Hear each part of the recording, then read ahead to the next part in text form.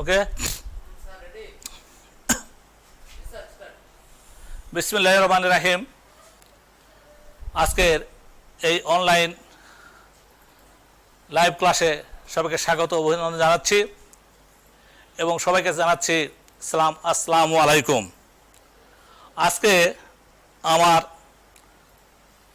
যাদের সাথে ক্লাস ব্যবস্থাপনা বিভাগের বিবিএ সমান চতুর্থ বর্ষ শ্রেণীর শিক্ষার্থীদের সাথে আমি বাংলাদেশের অর্থনীতি আলোচনা করব। আজকের আলোচ্য বিষয় বাংলাদেশের কৃষি উন্নয়ন। তো এখানে আলোচ্য বিষয়সমূহ আছে। এখানে কৃষি উপখাত, কৃষির বৈশিষ্ট্য। তা আমি এগুলো আলোচনা করে সময় নষ্ট না করে আমি মূল আলোচনায় চলে যাচ্ছি। প্রথমত কৃষি এটা আলোচনা করার আগে আমরা দেখি এবারকার বাজেটে কৃষি খাতে আমাদের কি প্রস্তাব রাখা হয়েছে, অর্থাৎ কত টাকার প্রস্তাব রাখা হয়েছে। 2020-21 অর্থ বছরে করোনা পরিস্থিতিতে কৃষি খাতে 29,981 কোটি টাকা বরাদ্দ রাখার প্রস্তাব করা হয়েছে, যা 2019-20 অর্থ বছরের চেয়ে 11% বেশি। এটা আমাদের অবশ্যই একটা সুখবর যে সবসময় আমাদের পার্সেন্টেজ বেশি থাকতেছে কৃষি, কারণ কৃষি হচ্ছে আমাদের মূল অর্থনৈতিক চালিকা শক্তি। এই কৃষির সাথে 5টি মন্ত্রণালয় অন্তর্ভুক্ত। আমি শিক্ষার্থীদের জ্ঞাতার্থে জানাচ্ছি যে 1 নম্বর হচ্ছে কৃষি মন্ত্রণালয়, যে খাতে বরাদ্দ দেওয়া হয়েছে 15,437 কোটি টাকার প্রস্তাব রাখা হয়েছে। তারপর মৎস্য ও প্রাণী সম্পদ, এই মন্ত্রণালয়ের অধীনে 3,193 কোটি টাকা বরাদ্দ প্রস্তাব করা হয়েছে এবং পরিবেশ ও বন এই খাতে 1,247 কোটি টাকার বরাদ্দ করা হয়েছে, প্রস্তাব করা হয়েছে এবং ভূমি মন্ত্রণালয়ের অধীনে 2,015 কোটি টাকা এবং পানি সম্পদ মন্ত্রণালয়ের অধীনে 8,089 কোটি টাকা, সর্বমোট 29,981 কোটি টাকার বাজেট প্রস্তাব করা হয়েছে। এটা অবশ্যই একটি উল্লেখযোগ্য দিক যে আমাদের প্রতিনিয়তই কৃষি খাতে আমাদের বাজেট বাড়তেছে এবং বর্তমান সরকারের মাননীয় প্রধানমন্ত্রীর বলিষ্ঠ পদক্ষেপে আমরা কৃষি ক্ষেত্রে অপ্রতিরোধ্য গতিতে সাফল্য অর্জন করেছি, যা পরবর্তী পর্যায়ে আলোচনা করা হবে।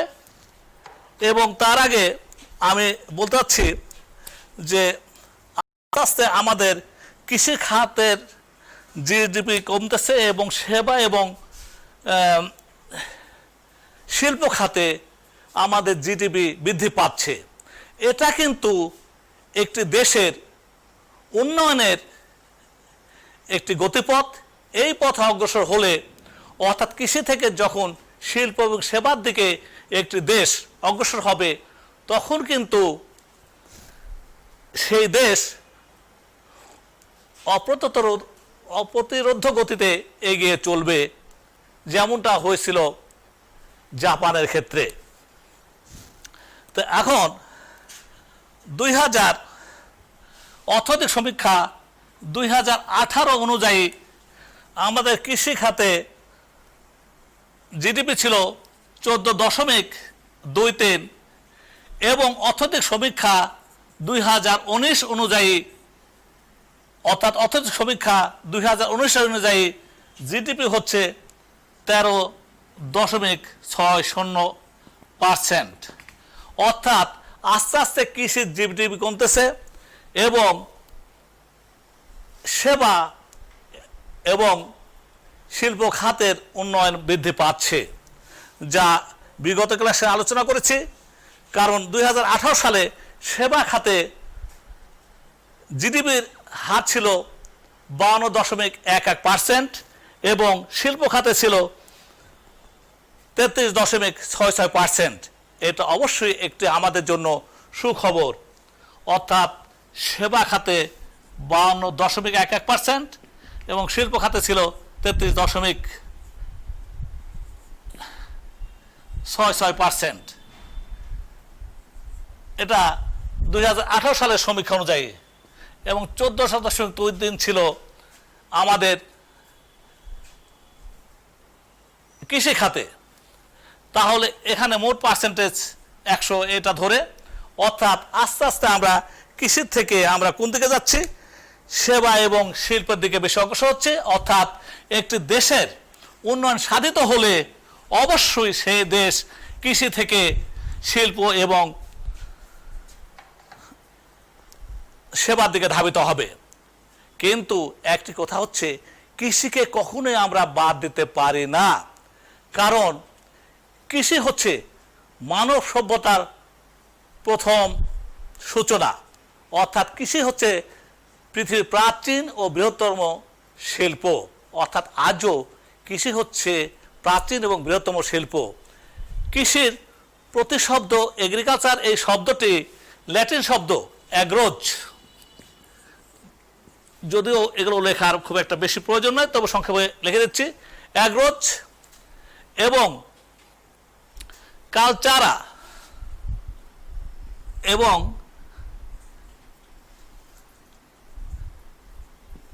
কালচারা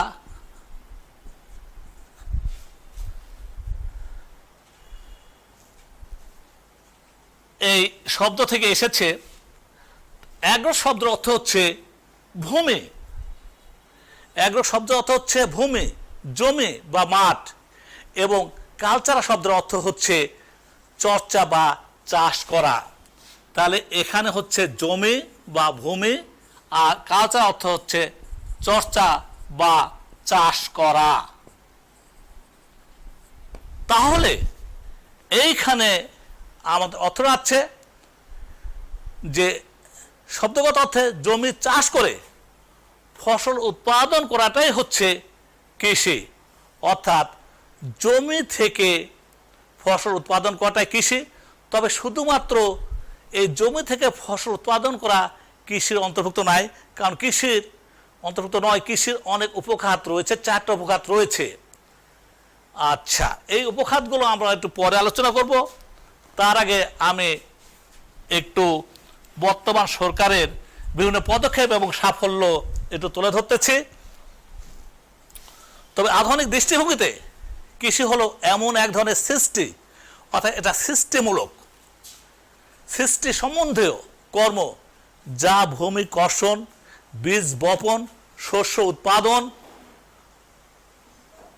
পরিচর্যা, ফসল কর্তন ইত্যাদি থেকে শুরু করে উৎপাদিত দ্রব্য বাজারজাতকরণ করা পর্যন্ত বিস্তৃত। এইখানে আমরা শুধু জানি যে কৃষি অর্থাৎ জমি থেকে যেটা উৎপাদন করা হয় সেটাই হয়তো কৃষি না।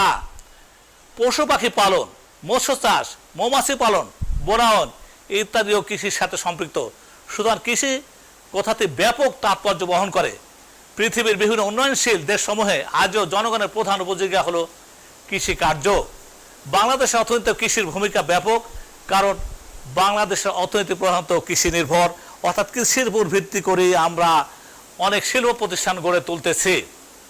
এখন আলোচনা করব কৃষির উপখাত, অর্থাৎ কৃষির উপখাত।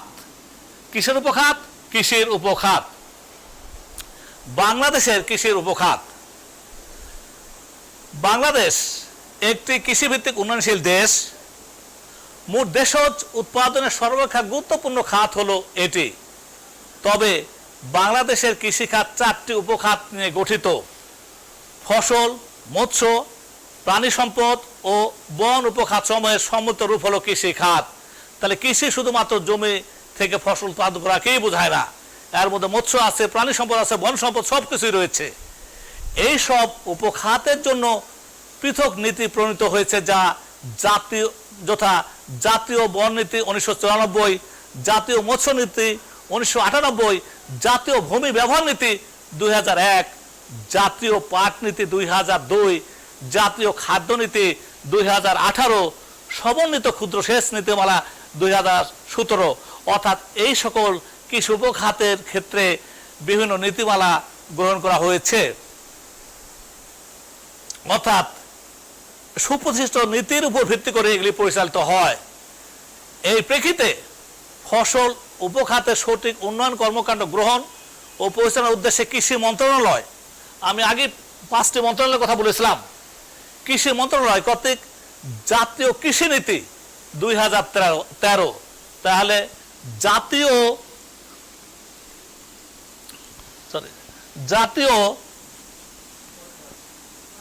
কৃষি নীতি 2013 এবং জাতীয় কৃষি সম্প্রসারণ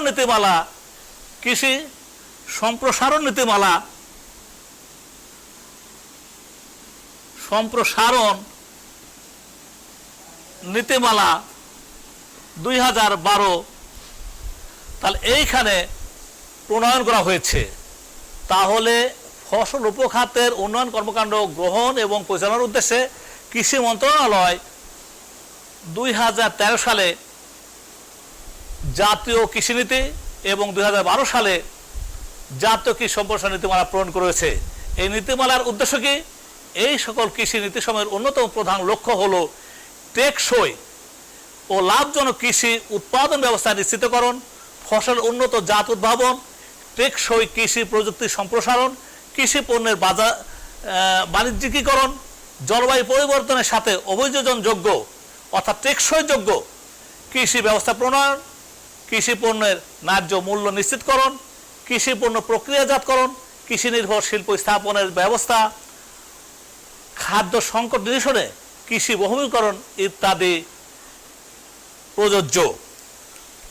হ্যাঁ, এখন আমি উপখাতগুলো আলোচনা করতেছি। উপখাতের 1 নম্বরে আসতেছে শস্য উপখাত, অর্থাৎ শস্য উপখাত। আসলে আমরা সাধারণত জনগণ যা বুঝে থাকি তা হচ্ছে জমি কষ্ট করে যেটা উৎপাদন করা হয় সেটাকেই বলা হয় ফসল, আর এই ফসলকে বলা হয় যে শস্য, আর এটাই হচ্ছে শস্য উপখাত। এই উপখাতে বাংলাদেশের মোট কৃষি উৎপাদনের প্রায় 75% শস্য অন্তর্ভুক্ত, অর্থাৎ শস্য উপখাতে 75% শস্য অন্তর্ভুক্ত। 2 নম্বর হচ্ছে বনজ সম্পদ। বনজ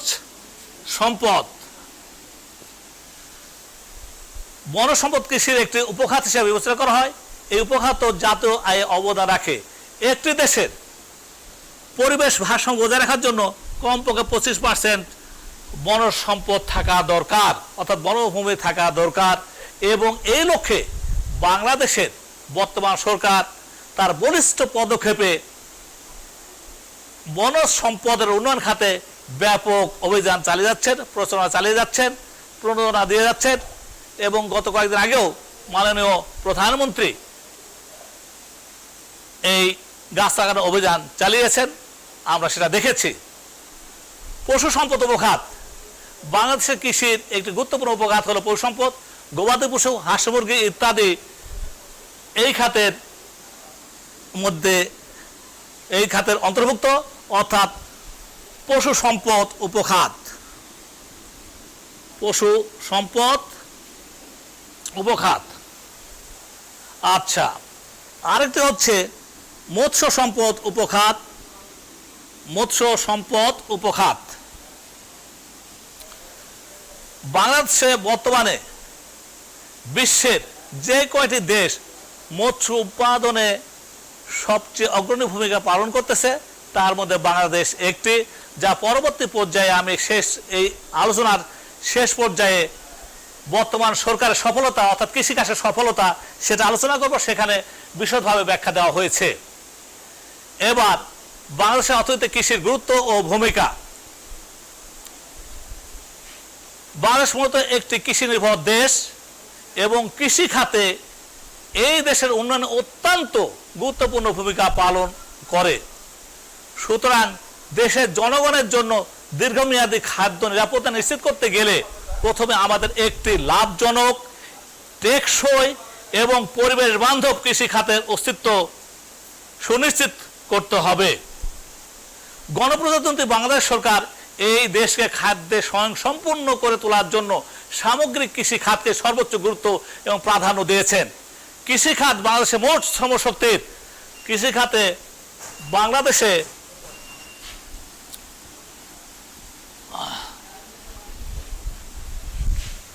মোট শ্রমশক্তির, এখানে মোট শ্রমশক্তির কথা বলা হয়েছে 41%, অর্থাৎ মোট শ্রমশক্তির 41%-এর কর্মসংস্থান হয় কৃষি খাতে। উচ্চ লেবার ফোর্স সার্ভে 2015-16, অর্থাৎ আস্তে আস্তে কৃষি খাতে লেবার বা শ্রম শক্তির পরিমাণ কমতেছে এবং অন্যান্য খাতে অর্থাৎ সেবা খাতে এবং শিল্প খাতে বৃদ্ধি পাচ্ছে। এটা আমাদের দেশের উন্নয়নের একটি মডেল স্বরূপ বিবেচিত হচ্ছে। 2020-21 অর্থ বছরের মোট দেশজ উৎপাদন জিডিপি প্রবৃদ্ধি ধরা হয়েছে 8.2%। এছাড়া 2020-21 অর্থ বছর ধরা হয়েছে শতকরা প্রায় 75% মানুষ প্রত্যক্ষ পরোক্ষভাবে কৃষির উপর জীবিকা নির্বাহ করে থাকে। আচ্ছা, এই 41% আর এই 75% এর মধ্যে পার্থক্য কি? এর মধ্যে ছেলে বৃদ্ধ সবাই জড়িত, অর্থাৎ যারা কর্মক্ষম নয় তারাও কিন্তু এই 75%-এর মধ্যে জড়িত। আর 41% যারা কর্মক্ষম, অর্থাৎ যারা কর্মক্ষম অর্থাৎ প্রাপ্তবয়স্ক এবং বৃদ্ধ বাদে এই বয়সের মধ্যে যারা কাজ করে খেতে পারে তাদের বলা হচ্ছে 41%, এরা কৃষির সাথে জড়িত। আর 75% এখানে শিশু, বৃদ্ধ, বয়স্ক সবাই রয়েছে, প্রত্যক্ষভাবে বা পরোক্ষভাবে কৃষির উপর নির্ভরশীল, অর্থাৎ এদের জীবিকা কৃষির উপর নির্ভরশীল। কৃষি জাতীয় আয়ের প্রধান উৎস। এছাড়া কৃষি বাংলাদেশের শিল্পের কাঁচামালের অন্যতম যোগানদাতা। এখানে আমি আমার প্রিয় শিক্ষার্থীদের জ্ঞাতার্থে জানাচ্ছি যে এইখানে যে পয়েন্টগুলো লেখা আছে এইগুলো যদি আমরা এই যে এখানে লেখা আছে কৃষি ও জাতীয় আয়ের প্রধান উৎস, এছাড়া কৃষি বাংলাদেশ শিল্পের কাঁচামালের অন্যতম যোগানদাতা। এখানে বলতে চাচ্ছি অর্থাৎ আমাদের দেশে যে সকল শিল্প গড়ে উঠেছে তার ম্যাক্সিমাম কৃষিজাত পণ্যের উপর ভিত্তি করে। কৃষি পণ্যের উপর ভিত্তি করে বাংলাদেশের বৃহৎ শিল্প যেমন পাট শিল্প গড়ে উঠেছে আমাদের পাটের উপর ভিত্তি করে। বস্ত্র শিল্প কার্পাস বা তুলার উপর ভিত্তি করে। চা শিল্প আমরা তো জানি সিলেটে এবং পার্বত্য চট্টগ্রাম, বিশেষ করে সিলেটে চা শিল্প গড়ে উঠেছে সেখানকার চা বাগানের উপর ভিত্তি করে। এবং চারমা শিল্প অর্থাৎ আমাদের পশুপালন সেখান থেকে আসে। চিনি শিল্প অর্থাৎ আমাদের ইক্ষু উৎপাদন, অর্থাৎ এই কৃষি হচ্ছে এদের কাঁচামালের সরবরাহকারী। তাহলে কৃষির উপর ভিত্তি করে এই শিল্পগুলো গড়ে উঠতেছে। আমরা বিশদভাবে এগুলো মনে রাখলে বিশদ ব্যাখ্যা দিতে পারবো। তবে 2018-19 অর্থ বছর থেকে 2020-21 অর্থ বছর পর্যন্ত কৃষিখাতের উন্নয়ন ব্যয় ক্রমান্বয়ে হ্রাস পেয়েছে। এবার কৃষির গুরুত্ব, বাংলাদেশের অর্থনীতি কৃষির গুরুত্ব। প্রধান পেশা হিসাবে কৃষি 1 নম্বর, অর্থাৎ তাহলে আমাদের যত পেশা আছে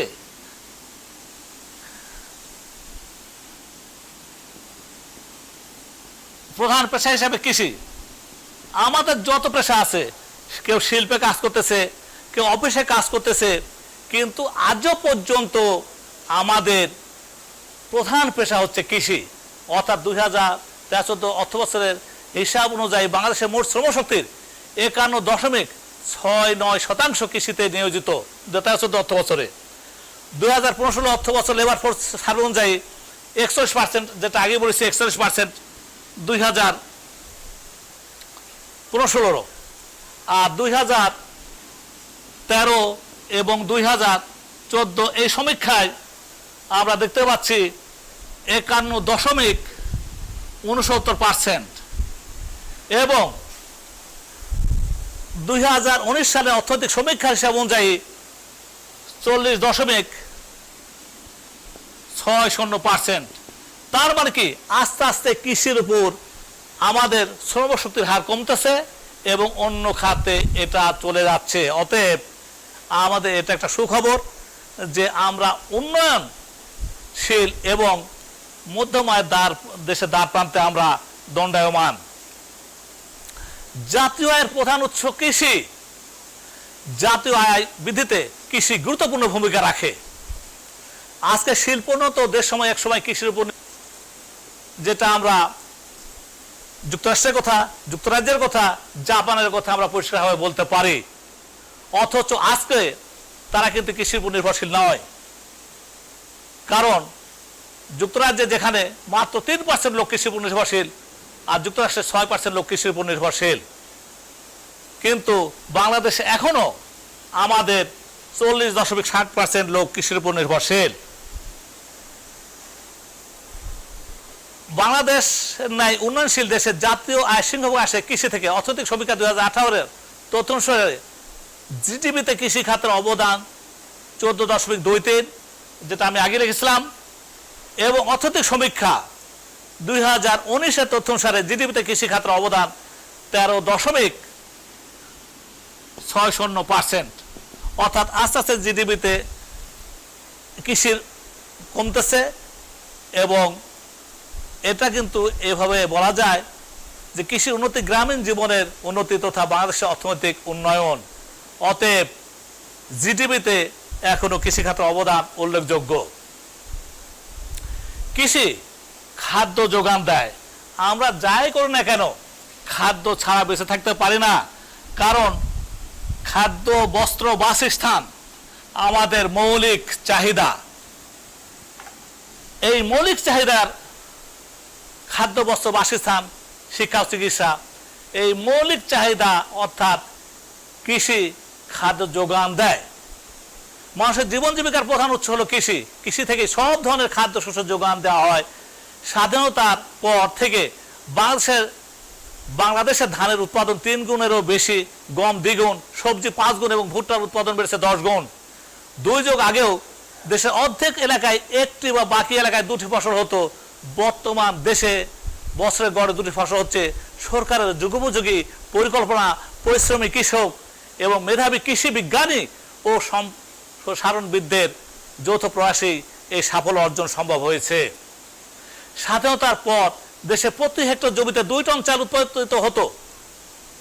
এখন হেক্টর প্রতি উৎপাদন হচ্ছে 4 টনেরও বেশি। ধান ধরে হিসাব করলে সেটা হয় 6 টন।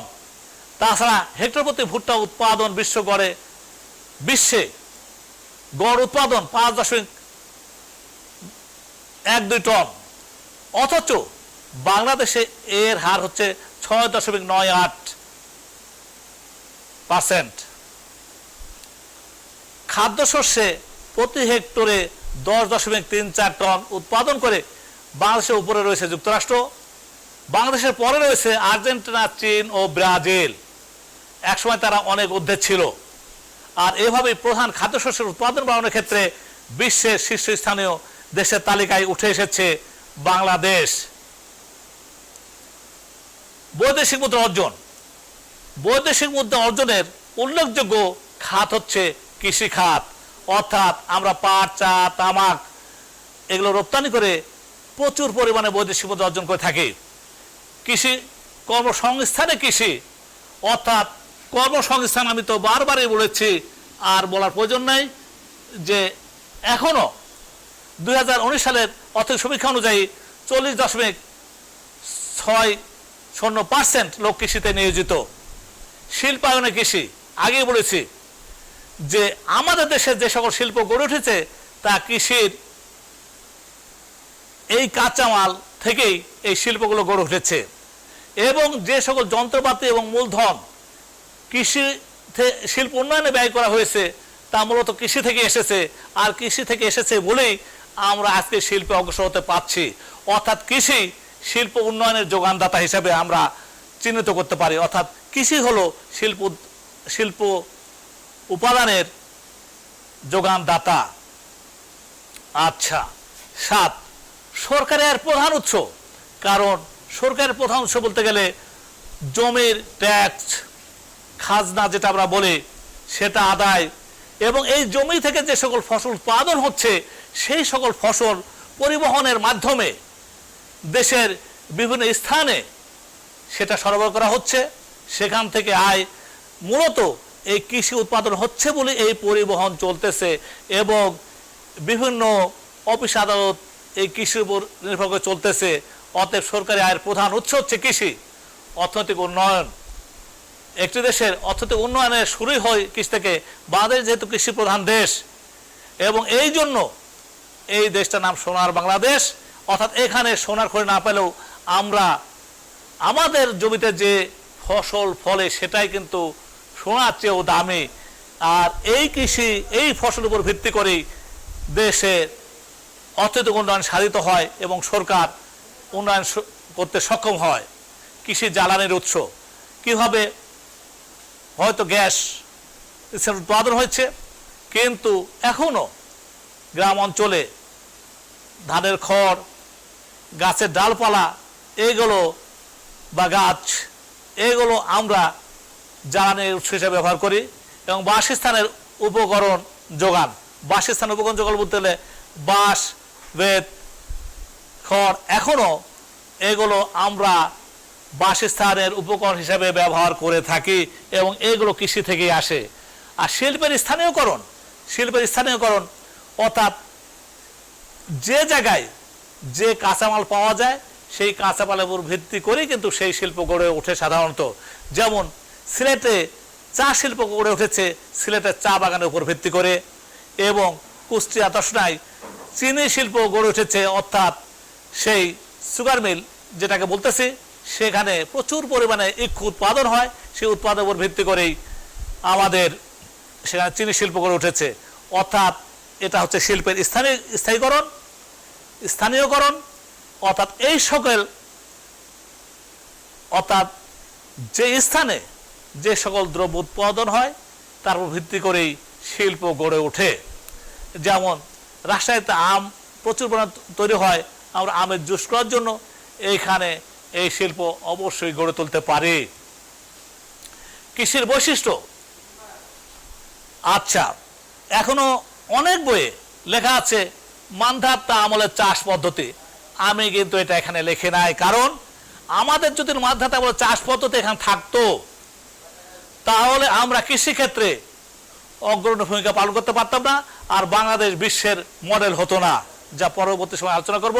অত আমি সেইগুলো বাদ দিই যেগুলো এখন আমাদের কৃষির বৈশিষ্ট্য বর্তমানে লক্ষণীয়, আমি শুধু সেইগুলো বৈশিষ্ট্য হিসাবে এখানে তুলে ধরেছি। পতিত জমি, বাংলাদেশের চাষের অযোগ্য জমির পরিমাণ প্রায় 25,80,000 একর। জমির খণ্ড বিখণ্ড অর্থাৎ জমির আয়েল, অর্থাৎ আস্তে আস্তে জমির খণ্ড বিখণ্ডটা কিভাবে হয়, একজন পিতা অর্থাৎ একজন মালিক যখন মারা যায় তখন তার সম্পদ তার সন্তানদের মধ্যে ভাগ হয়ে যায় এবং জমি খণ্ড বিখণ্ড হয়ে যায়। আর এই খণ্ড বিখণ্ড হয়ে গেলে আয়েল বা সীমানা দিতে হয়। এই সীমানা দিলে জমির যে অপচয় হয় তা 1972 সালের পরিসংখ্যান অনুযায়ী ওটা ছিল বগুড়া জেলার আয়তনের সমান। আর 1977-78 সালে সেটা সীমানা নির্ধারণের জন্য জমির অপচয়ের পরিমাণ ফরিদপুর জেলার আয়তনের সমান। অর্থাৎ এই জমির খণ্ড বিখণ্ডতার জন্য যে আইল দিতে হয় সেই আইলের হিসাব করলে দেখা যাচ্ছে 1977-78 সালের সমীক্ষা অনুযায়ী ফরিদপুর জেলার আয়তনের সমান। তাহলে এখন যদি হিসাব করি তাহলে দেখা যায় যে ফরিদপুরের মতো দুটা জেলার আয়তনের সমান মানে জমি আমাদের আইল দিতে নষ্ট হয়ে গেছে। এক সমীক্ষায় দেখা গেছে বাংলাদেশ ভূমিহীন কৃষকের সংখ্যা 56%। প্রকৃতির উপর নির্ভরশীল, হ্যাঁ বাংলাদেশের কৃষি একটি বৈশিষ্ট্য হচ্ছে এটা প্রকৃতির উপর নির্ভরশীল। কারণ কখনো কোনো বছর খরা, কখনো কোনো বছর অতি বর্ষা, এর উপর ভিত্তি করেই এই কৃষি চলতেছে, অর্থাৎ প্রকৃতির উপর নির্ভরশীল। তবে এখন বাংলাদেশ সরকারের অনেক বলিষ্ঠ পদক্ষেপে অনেকটাই এই হ্রাস পেয়েছে এবং কৃষকরা অনেকটাই পানি নিষ্কাশন বা পানি ধরে রেখে পরবর্তী চাষের ব্যবস্থা করতে সক্ষম হচ্ছে। জীবন ধারণের জন্য চাষ, অনেক সময় কৃষকরা শুধুমাত্র জীবন ধারণের জন্য চাষ করে থাকে। ছদ্ম বেকারত্ব, আসলে ছদ্ম বেকারত্ব কি? Disguised unemployment. বাংলাদেশের কৃষির আরেকটি বৈশিষ্ট্য হলো ছদ্ম বেকারত্ব। পর্যাপ্ত শিল্প প্রতিষ্ঠান বা বিকল্প কর্মসংস্থান না থাকায় কৃষিতে অতিরিক্ত লোক নিয়োজিত, যা ছদ্ম বেকার বা প্রচ্ছন্ন বেকারত্ব হিসাবে পরিচিত। আমি একটু এটা ব্যাখ্যা করে দিচ্ছি। ছদ্ম বেকারত্ব মানে কি? যেমন 1 বিঘা জমিতে আমার 10 জন শ্রমিকের প্রয়োজন, কিন্তু দেখা যাচ্ছে বসে আছে, ওইখানে গেছে 12 জন শ্রমিক। তাহলে এই যে 2 জন শ্রমিক বেশি নিয়োগ করা হয়েছে ওখানে, এই 2 জন শ্রমিক বেশি নিয়োগ করাতে উৎপাদন বেশি হবে এমনটা কিন্তু নয়। অর্থাৎ 10 জন শ্রমিক কাজ করলেও যে উৎপাদন হবে, 12 জন শ্রমিক কাজ করলেও সেই একই উৎপাদন হবে। অথচ আমরা 2 জন শ্রমিক বেশি এখানে ইউজ করতেছি। এই 2 জন শ্রমিকটাই হচ্ছে ছদ্ম বেকারত্ব। কারণ যখন কাজ থাকে না তখন কিন্তু দেখা যায় অনেকে কৃষিকাজে নিয়োজিত হয়ে যায় এবং ছদ্ম বেকারত্ব দেখা দেয়। বর্গা চাষ পদ্ধতি। বাংলাদেশের কৃষির আরেকটি বৈশিষ্ট্য হচ্ছে বর্গা চাষ। এদেশের মোট আবাদি জমির 25% বর্গা জমি, অর্থাৎ অন্যের জমি চাষ করে। দক্ষ শ্রমিকের অভাব। আমাদের কৃষিক্ষেত্রে দক্ষ শ্রমিকের অভাব আসলে রয়েছে, কারণ এখনো কৃষকরা মানে স্বল্প শিক্ষিত, অশিক্ষিত, তারা অনেক বৈজ্ঞানিক পদ্ধতি প্রয়োগ করতে পারে না। এই জন্য আমাদের কৃষির আরেকটি বৈশিষ্ট্য হচ্ছে দক্ষ শ্রমিকের অভাব। প্রাকৃতিক দুর্যোগ আমাদের প্রতিনিয়ত সাথী। এই যে কিছুদিন আগে আমফান আমাদেরকে ইয়ে করলো, আয়লা, সিডর, নার্গিস, বিভিন্ন প্রাকৃতিক দুর্যোগ আমাদের লেগেই থাকে। এই প্রাকৃতিক দুর্যোগ আমরা কিন্তু নিয়ন্ত্রণ করতে পারি না, যা কৃষিক্ষেত্রে অনেক ক্ষতি সাধিত করে। এটা কৃষি একটি বৈশিষ্ট্য। শ্রম নিবিড় উৎপাদন, লেবার ইন্টেন্সিভ মেথড। আধুনিক যন্ত্রপাতি, উন্নত প্রযুক্তির অভাব, প্রাচীন চাষ পদ্ধতি, কৃষকের দক্ষতার অভাব, মূলধনের অভাব প্রভৃতি বাংলাদেশের কৃষির অন্যতম বৈশিষ্ট্য। কিন্তু এসব প্রাচীনতম বৈশিষ্ট্য মাননীয় প্রধানমন্ত্রী শেখ হাসিনার বলিষ্ঠ পদক্ষেপে অনেকাংশে দুর্বৃত হয়েছে। কৃষি উন্নয়নের ক্রমবর্ধমান ধারায় বাংলাদেশের অব্যাহত সাফল্য দেশের সীমানা ছড়িয়ে বহির্বিশ্বেও কর্মযোগ বিকরণ করছে। সর্বসাধারণের মৌলিক চাহিদা ও প্রাপ্য অধিকার পূরণের লক্ষ্যে বর্তমান সরকার যে যুগান্তকারী ভূমিকা পালন করে যাচ্ছে তা আজ দিনের আলোর মতোই স্পষ্ট এবং প্রকাশিত। নদীমাতৃক বাংলাদেশের সিংহভাগ অর্থনীতি এখনো কৃষিকে কেন্দ্র করেই আবর্তিত। উন্নয়নশীল আর মধ্যম আয়ের, এবার আমি খুব উল্লেখযোগ্য কথা বলতেছি, বর্তমান সরকারের বলিষ্ঠ পদক্ষেপে উন্নয়নশীল আর মধ্যম আয়ের দ্বার প্রান্তে দাঁড়িয়ে আমরা সেই ক্রান্তিকাল পাড়ি দিচ্ছি, যেখানে সামগ্রিক উন্নয়নের সুফল সব মানুষের হাতে নাগালে পৌঁছাতে দেরি হলেও একসময় সবাই তাকে স্পর্শ করতে পারবে। আর সেই যুগান্তকারী অর্জনে মাননীয় প্রধানমন্ত্রী শেখ হাসিনার অবিস্মরণীয় অবদান একেবারে মাইল ফলক। অন্যত একটি দেশের হরেক রকম সমস্যাকে উত্তরণ করে উন্নয়নশীল কাতারে নিয়ে যাওয়া সে এক বৃহৎ যুগ পরিকল্পনা। তার গুরুত্বপূর্ণ কর্মপরিকল্পনা, উদ্যোগ এবং বাস্তবায়নের দৃঢ় পদক্ষেপ কৃষি অর্থনীতির হতদরিদ্র প্রান্তিক কৃষক ও শ্রমিকদের যে পরিমাণ উৎসাহ আর প্রণোদনা দেওয়া হয় সেটাও প্রত্যন্ত অঞ্চলের ভূমিনির্ভর সমাজ ব্যবস্থায় বৈপ্লবিক অবদান রাখে। অর্থাৎ আজকাল শ্রমিকরা বর্তমান সরকারের কাছ থেকে বেশ প্রণোদনা পাচ্ছেন এবং করোনা ভাইরাস কালেও প্রণোদনা করা হয়েছে। 9% সুদের মধ্যে মাত্র কৃষকদের দিতে হবে 4%, যা পরবর্তী সময় আমি আলোচনায় আসব। খাদ্যে স্বয়ংসম্পূর্ণতা অর্জনের জন্য গৃহীত সরকারি পদক্ষেপ সমূহ, অর্থাৎ এক সময় আমরা ছিলাম তলাবিহীন ঝুড়ি, অর্থাৎ আমরা ছিলাম অসহায় দরিদ্র দেশ, কিন্তু আজকে আমরা বিদেশে চাল, সবজি আরো অনেক কিছুই রপ্তানি করতেছি। তাহলে দেখা যাচ্ছে আমরা খাদ্যের স্বয়ংসম্পূর্ণতা অর্জন করেছি। আর এর জন্য সরকার যে সকল পদক্ষেপ গ্রহণ করেছে তা খুবই আমাদের জন্য গুরুত্বপূর্ণ, অর্থাৎ অর্থনীতির জন্য খুবই গুরুত্বপূর্ণ। কৃষি বাংলাদেশের অর্থনীতির মূল চালিকা শক্তি। উৎপাদনশীলতা ও আয় বৃদ্ধি ও গ্রামীণ এলাকার গ্রামীণ এলাকায় কর্মসংস্থান সৃষ্টির মাধ্যমে বিশাল জনগোষ্ঠীর সমৃদ্ধির জন্য কৃষির গুরুত্ব অপরিসীম। দেশের জিডিপিতে কৃষির অবদান 14.10% এবং দেশের জনশক্তির 41% কৃষিকাজে নিয়োজিত। তাই এ দেশের মানুষের জীবনযাত্রার মান উন্নয়নের লক্ষ্যে কৃষির উন্নয়ন অপরিহার্য।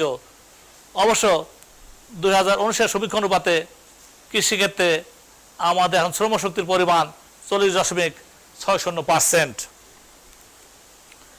জনসংখ্যা বৃদ্ধি, চাষযোগ্য জমি ও মৃত্তিকার উর্বরতা হ্রাস এবং পরিবর্তিত জলবায়ুর প্রেক্ষাপটে আমাদের বিশাল জনগোষ্ঠীর খাদ্য ও পুষ্টি নিরাপত্তা নিশ্চিতকরণ চ্যালেঞ্জের সম্মুখীন হচ্ছে। কৃষির এই বহুমাত্রিক চ্যালেঞ্জ মোকাবেলা করে আমাদের খাদ্য পুষ্টি নিরাপত্তা নিশ্চিত করতে হবে। ইতিমধ্যে খাদ্যের স্বয়ং সম্পূর্ণতা অর্জনের নিমিত্তে সরকার ব্যাপক পদক্ষেপ গ্রহণ এবং সফলতা লাভ করেছেন। বাংলাদেশ কৃষি গবেষণা কাউন্সিল কৃষিতে উদ্ভূত চ্যালেঞ্জ মোকাবেলায় জাতীয় কৃষি গবেষণা সিস্টেমের 12টি গবেষণা প্রতিষ্ঠানের সাথে কাজ করে যাচ্ছে। গবেষণা অগ্রাধিকারের ভিত্তিতে কাউন্সিল নার্সভুক্ত গবেষণা প্রতিষ্ঠান সমূহের গবেষণা পরিকল্পনা প্রণয়ন, পরিবীক্ষণ, মূল্যায়ন এবং কৃষি গবেষণার মান উন্নয়ন সহ বিজ্ঞানীদের গবেষণা সক্ষমতা বৃদ্ধিতে প্রয়োজনীয় দিক নির্দেশনা প্রদানের মাধ্যমে ক্ষুধামুক্ত দেশ গড়ার অর্থাৎ খাদ্যের স্বয়ংসম্পূর্ণতা অর্জনের জন্য প্রত্যয়ে কাজ করে যাচ্ছে। 1. গবেষণা অগ্রাধিকার ও নীতি নির্ধারণী ডকুমেন্ট প্রণয়ন। বাংলাদেশ কৃষি গবেষণা কাউন্সিল মাঠ পর্যায়ে ও অঞ্চল ভিত্তিক চাহিদা নিরূপণ করে দেশের চাহিদার ও বৈশ্বিক জলবায়ু পরিবর্তন প্রেক্ষাপট বিবেচনায় নিয়ে গবেষণা অগ্রাধিকার ও ভিশন ডকুমেন্ট 2030 প্রণয়ন করেছে। কৃষির 12টি সাবসেক্টরের জন্য প্রণীত এই ভিশন ডকুমেন্ট দেশের ভবিষ্যৎ কৃষি গবেষণার দিক নির্দেশক হিসেবে কাজ করছে। এছাড়া জাতীয় কৃষিনীতি 2018 প্রণয়ন সহ বিভিন্ন নীতি নির্ধারণী ডকুমেন্ট প্রণয়ন করেছে। কৌলি সম্পদ সংগ্রহ, সংরক্ষণ এবং ব্যবহার। কৌলি মানে কি? মানে আমরা কলিন বলি, অর্থাৎ জাত, ভালো জাত। ক্রমবর্ধমান জনসংখ্যা ও বৈশ্বিক জলবায়ুর পরিবর্তনের প্রেক্ষাপটে ভবিষ্যৎ খাদ্য পুষ্টি নিরাপত্তা নিশ্চিতকরণ উচ্চ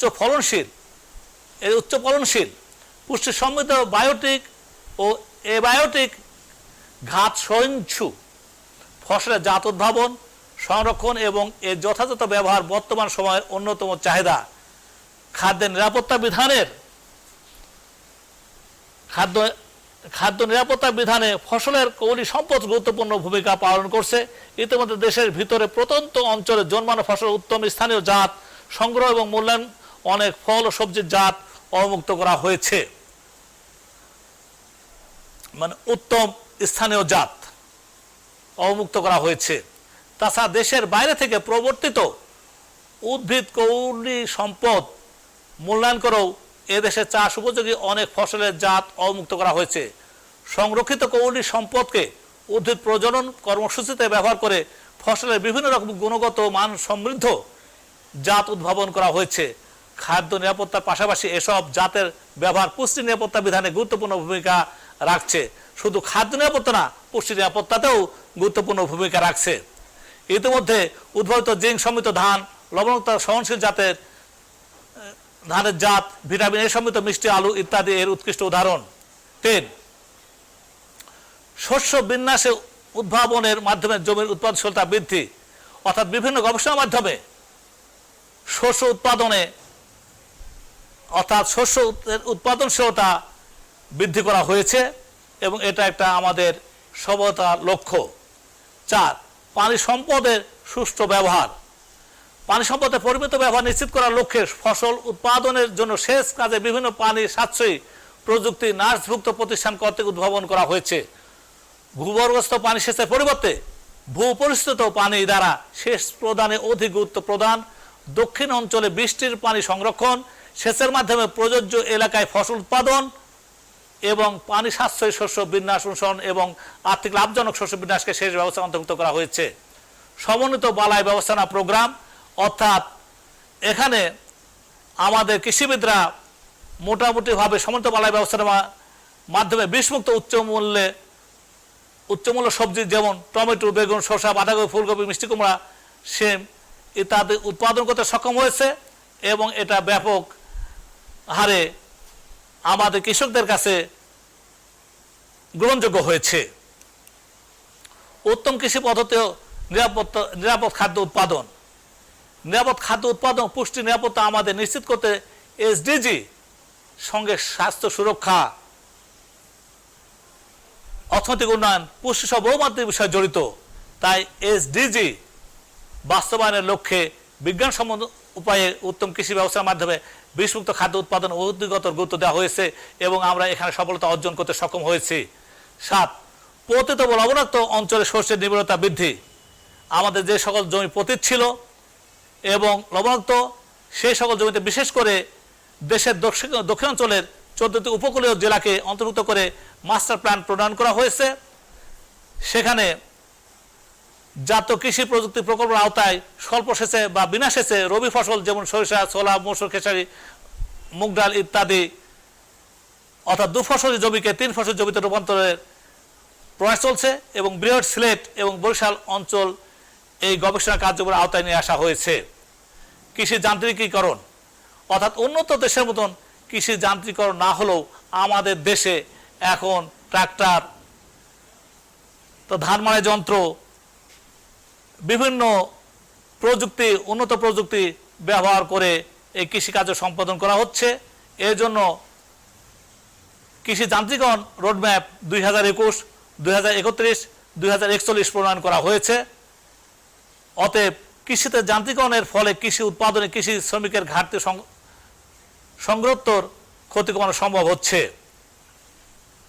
কৃষি ও পল্লী ঋণ বিতরণ, টেকসই লক্ষ্যমাত্রা অর্জন, দারিদ্র বিমোচন ও ক্ষুধামুক্ত দেশ গড়ার লক্ষ্যে প্রতি বছর কৃষি ও পল্লী ঋণ বিতরণ লক্ষ্যে ঠিক করে কেন্দ্রীয় ব্যাংক 2019-20 অর্থ বছরে কৃষকদের জন্য 24,124 কোটি টাকা ঋণ বরাদ্দ রেখেছে ব্যাংকগুলো।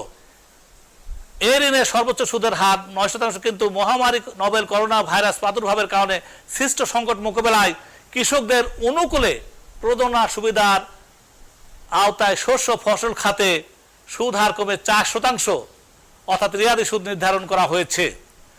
সব কিছুকেই এই সুবিধার আওতায় ঋণ পাবেন। এই স্কিমের মেয়াদ হবে 1 এপ্রিল 2020 থেকে 30 জুন 2021। 30 জুন 2021 এই স্কিমের মেয়াদ, অর্থাৎ 4% সুদ শুধুমাত্র কৃষকদের দিতে হবে, বাকি 5% ভর্তুকি সরকার প্রণয়ন করবেন। বাংলাদেশের কৃষি ফসলের শ্রেণী বিভাগ আমরা জানি, এটা বলা অপেক্ষা রাখে না, এই জন্য আমি খুব সংক্ষিপ্ত করতেছি। একটা হচ্ছে খাদ্যশস্য, একটা অর্থকারী শস্য, অর্থাৎ যেগুলো আমরা খাই সেগুলো খাদ্যশস্য, এবং যেগুলো আমরা বাণিজ্যিক অর্থাৎ বাণিজ্যিক উদ্দেশ্যে উৎপাদন করি সেগুলোকে বলা হয় অর্থকারী ফসল, বাণিজ্যিক ফসল। তবে অনেক ফসল বাণিজ্যিকের আওতায় আছে, আবার খাদ্যশস্যের আওতায় আছে। যেমন আমরা দেখতে পাচ্ছি চা উভয় ক্ষেত্রে আছে। তারপরে আমরা দেখতে পাচ্ছি আমাদের ইক্ষু উভয় ক্ষেত্রে আছে। এইভাবে অনেক খাবার, আবার নারিকেলও দেখতে পাচ্ছি খাদ্যশস্যের মধ্যেও আছে, অর্থকারী ফসলের মধ্যেও আছে। অর্থাৎ এটা অবশ্যই একটি দেশের উপর নির্ভর করে, কারণ কোনো দেশে যে ফসলটি খাদ্যশস্যে সেই ফসলটি আবার অন্য দেশের কাছে সেটা আবার অর্থকারী ফসল হিসাবে বিবেচিত, অর্থাৎ বাণিজ্যিক পর্যায়ে তারা উৎপাদন করে। তাছাড়া প্রচুর মৌসুমী ফলও বাংলাদেশে উৎপন্ন হয়, যেমন আম, জাম, নারিকেল, সুপারি, কাঁঠাল প্রভৃতি মৌসুমী ফল উৎপন্ন হয়। তবে ব্যবহার তারতম্য অনুযায়ী কতগুলো শস্যকে খাদ্যশস্য অথবা অর্থকারী ফসল শ্রেণীভুক্ত করা হয়েছে, যা আলোচনা করা হয়েছে। তবে একটি কথা এখানে সবার মনে রাখা প্রয়োজন, সকল খাদ্যশস্যই অর্থকারী ফসল। আমি আবারও বলতেছি, সকল খাদ্যশস্যই অর্থকারী ফসল, কিন্তু সকল অর্থকারী ফসল খাদ্যশস্য নয়।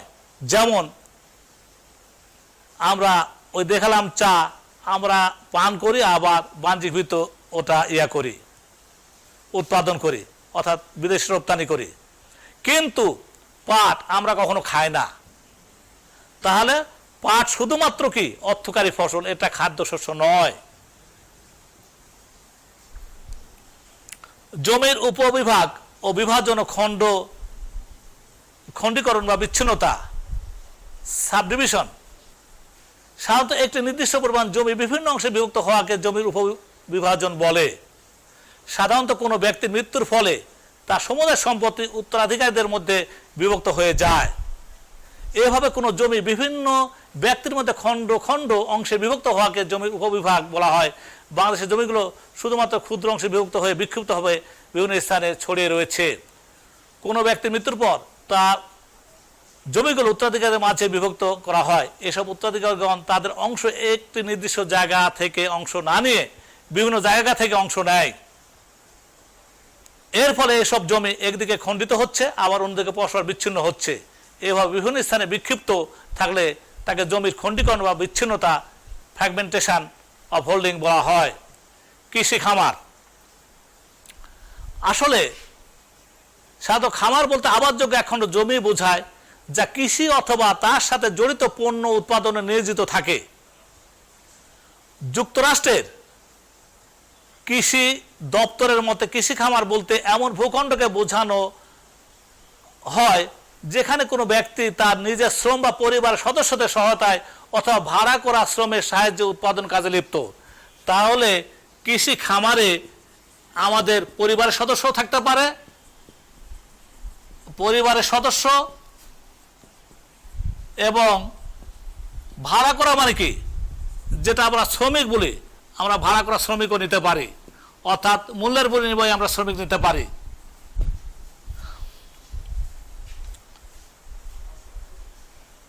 অর্থাৎ একজন কৃষক বা সংগ্রাহক তার অধীনস্থ কৃষি খামারে কি কি শস্য কি পরিমাণে কোন পদ্ধতি উৎপাদন করা হবে সে সম্পর্কে সিদ্ধান্ত গ্রহণ করে। আসলে কৃষিটা কিছু দিক নির্দেশনা রয়েছে, সংজ্ঞা থেকে আমরা পাই। প্রথমত কৃষি খামার কোনো নির্দিষ্ট ভূখণ্ড নির্দেশ করে, অর্থাৎ একটা ভূখণ্ড নির্দেশ করে, অর্থাৎ কৃষি খামার হতে একটা ভূখণ্ড হতে হবে।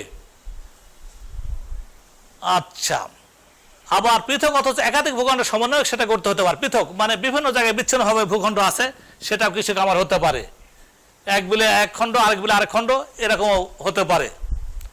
দ্বিতীয়ত, খামারের জমিতে বিভিন্ন প্রকার ভূমিসত্ত্ব বিদ্যমান থাকতে পারে, অর্থাৎ জমির এক খণ্ডের মালিক নিজে, আরেক খণ্ড লিজ নেওয়া। বিশেষ করে আমাদের দেশে যে পুকুরগুলো কাটা হয়েছে সেটা সম্মিলিতভাবে অর্থাৎ লিজ নিয়ে পুকুর কাটা হয়েছে। কিছু অংশ হতে নিজের আছে, কিছু পরের আছে। তৃতীয়ত, খামারের জমি আবাদযোগ্য অর্থাৎ কৃষি পণ্য উৎপাদনে নিয়োজিত থাকতে হবে, অর্থাৎ কৃষি পণ্য উৎপাদনে নিয়োজিত থাকলেই সেটা কৃষি খামার বলা হবে। এবার অর্থনৈতিক জোত, কাম্য জোত বা কৃষি খামার। জোত, কৃষি খামার কি বলা হচ্ছে? অর্থনৈতিক জোত। অর্থনৈতিক জোত বা কাম্য জোত বা কৃষি খামার। অর্থনৈতিক জোত, কাম্য জোত বা কৃষি খামার বলতে এমন আয়তনের কৃষি জোত বা খামারকে বোঝায় যেখানে কৃষক তার সকল কৃষি উপকরণ যথাযথভাবে ব্যবহার করে একর প্রতি সর্বাধিক ফসল উৎপাদন করতে সক্ষম হয়। অর্থনৈতিক জোতের আয়তন ছোট হবে কি বড় হবে তা কতগুলো অবস্থা, যেমন জমির প্রকৃতি, প্রাকৃতিক ও ভৌগোলিক অবস্থা, চাষ পদ্ধতি, পানি সেচের ব্যবস্থা, ফসলের প্রকৃতি ইত্যাদির উপর নির্ভরশীল। যদি খামার ছোট হয় তাহলে কৃষক লাভবান হবে না, আবার খামার বড় হলেও কৃষক কিন্তু সেখানে শ্রম মূলধন বিনিয়োগ করে খুব একটা বেশি লাভবান হবে না। অতএব এমন ধরনের খামার হতে হবে যেন সেখানে কৃষক লাভবান হয়। তাই ডক্টর হ্যালোলম্যানের মতে অর্থনৈতিক জোত বলতে সে পরিমাণ জমিকে বোঝায় যা একটি পরিবার ন্যূনতম মানের সন্তোষজনক জীবনযাত্রা নির্বাহে সহায়তা করে। অর্থাৎ সন্তোষজনক জীবনযাত্রা মান যতটুকু জমি চাষ করে আসবে সেটাই হচ্ছে অর্থনৈতিক জোত। বাংলাদেশের অর্থনৈতিক জোত গঠন করার উপায়। বাংলাদেশ কৃষি খামারের অর্থনৈতিক জোত তেমন একটা গড়ে ওঠেনি। বাংলাদেশের কৃষক প্রতি আবাদি জমির পরিমাণ খুবই কম। কারণ কৃষিজোট গড়ে তুলতে গেলে বিশেষজ্ঞদের মতে অন্তত 8 একর জমি থাকা প্রয়োজন, অথচ বাংলাদেশের কৃষকের মাথাপিছু জমির পরিমাণ 0.15 একর। যেখানে 8 একর প্রয়োজন সেখানে মাত্র 0.15 একর মাথাপ্রতি। অতএব এই জন্যই এখানে কৃষিজোট তেমনভাবে গড়ে ওঠে নাই। তবে জমি যদি আমরা একত্রীকরণ করি, ভূমি হস্তান্তর রোধ করি, জমির উপবিভাজন রোধ করি, ভূমি পুনর্বন্টন করি, অর্থাৎ এখানে পুনর্বন্টন বলতে গেলে একজন ব্যক্তির সর্বোচ্চ 75 বিঘা জমির কথা উল্লেখ করা আছে, কিন্তু সেই জমিটা যদি আমরা পুনর্বন্টন করি তাহলে দেখা যাবে যে অর্থনৈতিক জোট গড়ে তোলা সম্ভব হবে। আবার জনসংখ্যা যদি নিয়ন্ত্রণ করি তাহলে আবাদি জমির উপর চাপ পড়বে না, কারণ জনসংখ্যা নিয়ন্ত্রণের জন্য, কারণ জনসংখ্যার কারণে অনেক স্কুল, কলেজ, মসজিদ, মাদ্রাসা, রাস্তাঘাট হওয়ার কারণে আমার অনেক কৃষি জমির পরিমাণ কমে গেছে। সমবায় খামার প্রতিষ্ঠা এবং জমি একত্রীকরণের মাধ্যমে সমবায় খামার প্রতিষ্ঠা করে এই কৃষিজোট গঠন করা যায়। বিভিন্ন প্রকার খামার চাষ ব্যবস্থা। আচ্ছা, চাষ ব্যবস্থা বলতে জমির মালিকানা স্বরূপ এবং কি ধরনের ব্যবস্থাপনার ভিত্তিতে চাষ কার্য পরিচালনা করা হয় তাকে বোঝায়। পৃথিবীর বিভিন্ন দেশে মোটামুটি 3 ধরনের চাষ প্রথা প্রচলিত রয়েছে।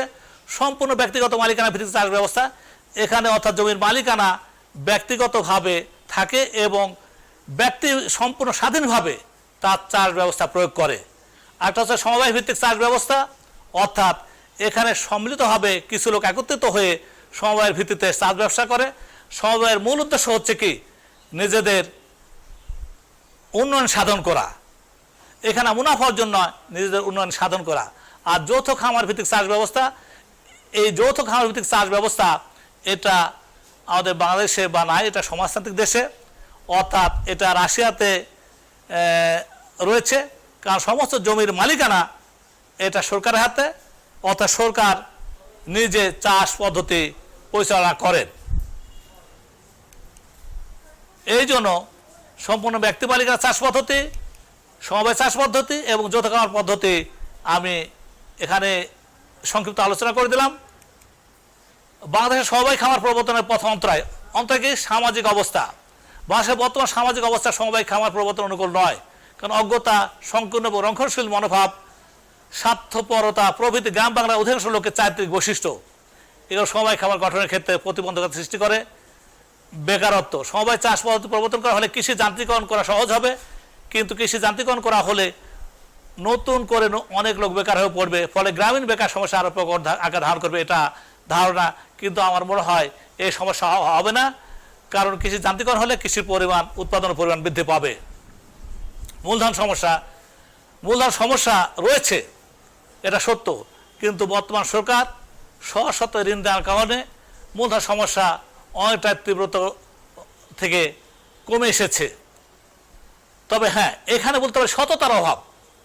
সমবায় খামার সফলতার জন্য যৌথ প্রয়াসের মধ্যে সাংগঠনিক শৃঙ্খলা থাকতে হবে এবং নতুন পদ্ধতি প্রচলনের জন্য উপযুক্ত এবং সৎ কর্মী দল গঠনের প্রয়োজন হবে, কিন্তু বাংলাদেশের বর্তমান সামাজিক কাঠামো তা সম্ভব নয়, অর্থাৎ এখানে সততার অভাব রয়েছে। অশিক্ষিত জনগণ, এখন অশিক্ষিত বলতে বাংলাদেশের অধিকাংশ কৃষক অশিক্ষিত বলে সমবায় খামারের গুরুত্ব প্রয়োজন তারা উপলব্ধি করতে পারে না। তাছাড়া সমবায়ের মূলনীতি হলো সদস্যদের মধ্যে পারস্পরিক সহযোগিতা, কিন্তু গ্রাম বাংলায় এটা একেবারেই অভাব। অনেক সময় কলহ বিবাদ, অর্থাৎ মুনাফা বন্টন নিয়ে কলহ বিবাদ, জটিল হিসাব রক্ষণ, এই সকল কারণে সমবায় গড়ে ওঠে নাই। কৃষি খাতে বাংলাদেশের অর্জন। এইবার মূল টপিকস, আমি এই বর্তমান সরকারের অর্থাৎ মাননীয় প্রধানমন্ত্রীর বলিষ্ঠ পদক্ষেপে বর্তমান সরকার বিশ্বের যে মডেল তৈরি হয়েছে কৃষিখাতে, বাংলাদেশ বিশ্বে একটি মডেল হিসাবে বিবেচিত হয়েছে, তার প্রমাণ এখানে আমি দিচ্ছি। দিয়ে আমি আজকের আলোচনা এখানে শেষ করব। এখানে আমি 1 নম্বরে তুলতে চাচ্ছি, বেশি না, চাল উৎপাদনে বর্তমানে বিশ্বে বাংলাদেশের অবস্থান 4র্থ। এটা বিশেষ পাওনা, বিশেষ অর্জন, কারণ এক সময় আমরা চাল আমদানি করতাম, অথচ এখন আমরা চাল উৎপাদনে বিশ্বের 4র্থ অবস্থান। আমন, আউশ ও বোরো মৌসুমে ধানের বাম্পার ফলনে বছরে প্রায় 3.5 কোটি টন খাদ্যশস্য উৎপাদনে রেকর্ড গড়েছে বাংলাদেশ, অর্থাৎ রেকর্ড গড়েছে চাল উৎপাদনে রেকর্ড। কৃষির এ সাফল্য সামগ্রিকভাবে বাংলাদেশের অর্থনৈতিক উন্নয়নেও গুরুত্বপূর্ণ ভূমিকা রাখছে। বিশ্বে গড় উৎপাদনশীলতা প্রায় 3 টন, আর বাংলাদেশে তা 4.15 টন। এত টন, অর্থাৎ বিশ্বের উৎপাদন চেয়ে আমরা অনেক বেশি। বিশ্বে 3 টন আর আমাদের 4.15 টন। 26 ডিসেম্বর 2014 সালে শ্রীলঙ্কায় প্রথমবারের মতো চাল রপ্তানি শুরু করে সরকার। 2 দফায় প্রায় 50,000 মেট্রিক টন চাল রপ্তানি করা হয়। এছাড়া সাম্প্রতিক 6 মে 2015 ভয়াবহ ভূমিকম্প কবলিত নেপালে 10,000 টন চাল সাহায্য হিসাবে পাঠানো হয়েছে। এটা দেশের চাল উৎপাদনের সামর্থ্যের বহিঃপ্রকাশ। অর্থাৎ বাংলাদেশ এখন আর তলাবিহীন ঝুড়ি নেই। 2, সবজি উৎপাদনে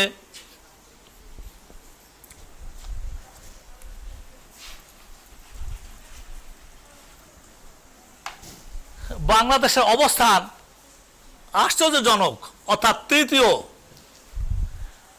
এখানে দেশের রীতিমতো সবজি বিপ্লব ঘটে গেছে গত 1 যুগে।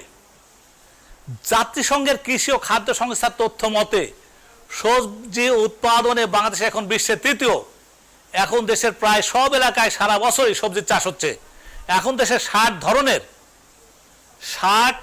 ধরনের এবং 200টি জাতের সবজি উৎপাদিত হচ্ছে এবং দেশে বর্তমান 1,62,00,000 কৃষক পরিবার রয়েছে।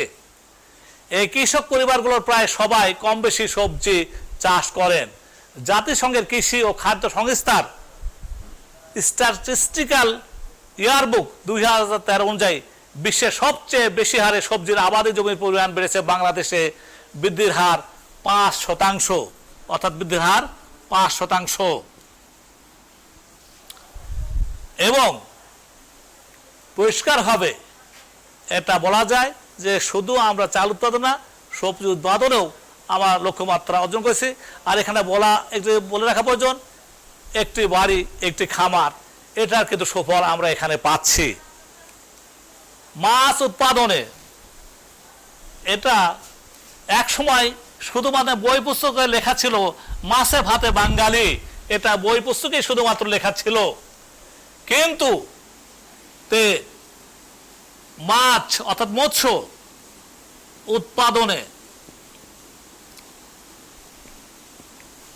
উৎপাদনে বাংলাদেশের অবস্থান 4র্থ। একসময় মাছে ভাতে বাঙালি যেটা বললাম যে বইয়ের মধ্যে সেমত ছিল, মাছ উৎপাদনে বাংলাদেশের অবস্থান 4র্থ। মাছ রপ্তানিতে বেড়েছে 135 গুণ, এটা আশাতীত। ফুড অ্যান্ড এগ্রিকালচার অর্গানাইজেশন অর্থাৎ জাতিসংঘের FAO পূর্বাভাস দিয়েছে 2022 সাল নাগাদ বিশ্বের যে 4টি দেশ মাছ চাষে বিপুল সাফল্য অর্জন করবে তার মধ্যে প্রথম দেশটি হচ্ছে বাংলাদেশ, এরপর থাইল্যান্ড, ভারত এবং চীন। তাহলে ভারত, চীন এত বড় কান্ট্রি, এত বড় দেশ, তারপরেও তারা আমাদের চেয়ে পিছিয়ে পড়বে। অর্থাৎ জাতিসংঘের পূর্বাভাস অনুযায়ী 2022 সালের মধ্যে বাংলাদেশের প্রথম স্থান অধিকার, মাছ উৎপাদনে বাংলাদেশ প্রথম স্থান অধিকার করবে। এটা বিশেষ পাওনা।